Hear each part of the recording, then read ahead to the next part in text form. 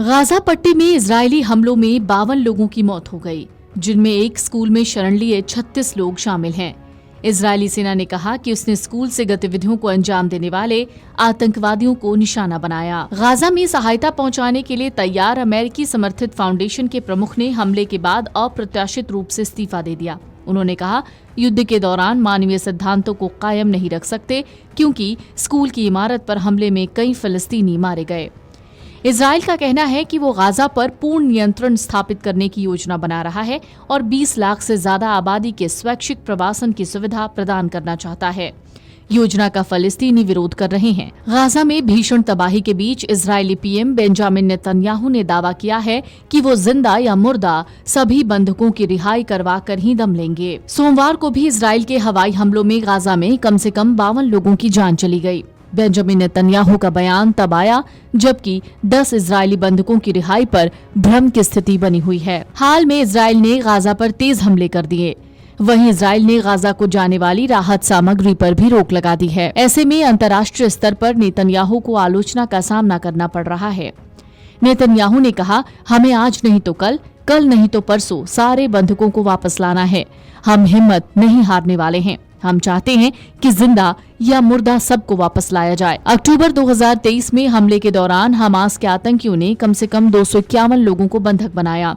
Israeli सेना का कहना है इनमें से कम 34 की मौत हो गई है। कुल 57 बंधक अब भी गाजा में हैं। गाजा में इजरायली हमलों का कहर जारी है। बीते हफ्ते गाजा पट्टी पर हुए इजरायली हमलों में तकरीबन 10 अस्पताल और 1 क्लिनिक नष्ट हो चुके हैं, जिसकी वजह से काफी हद तक इलाके में दवाइयां और स्वास्थ्य सेवाएं बंद हो गई हैं। इसकी जानकारी शनिवार यानी 24 मई को इजराइल के हरिज अखबार में सामने आई। रोजाना हो रहे इजरायली हमलों के आंकड़े बढ़ रहे हैं। WHO ने भी दावा किया था कि बीते हफ्ते गाजा पट्टी के तकरीबन 28 अस्पताल को इजरायली हमलों में निशाना बनाया गया। इजराइल ने गाजा में युद्ध विराम के लिए पेश किए गए अमेरिका के प्रस्ताव को मानने से इनकार कर दिया।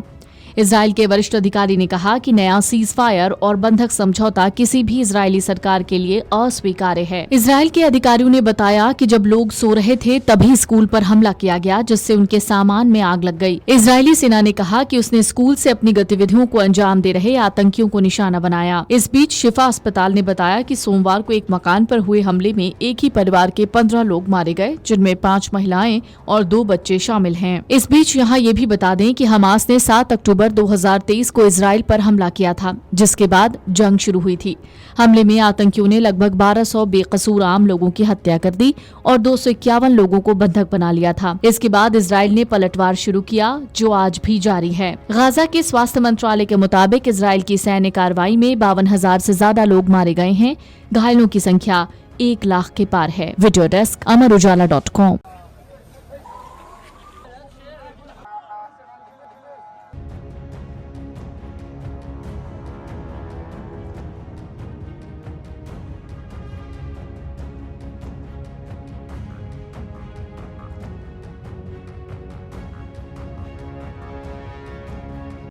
अगर आप ये वीडियो YouTube पर देख रहे हैं तो हमारे चैनल को सब्सक्राइब कर बेल आइकन दबाएं और Facebook पर देख रहे हैं तो हमारे पेज को लाइक करें।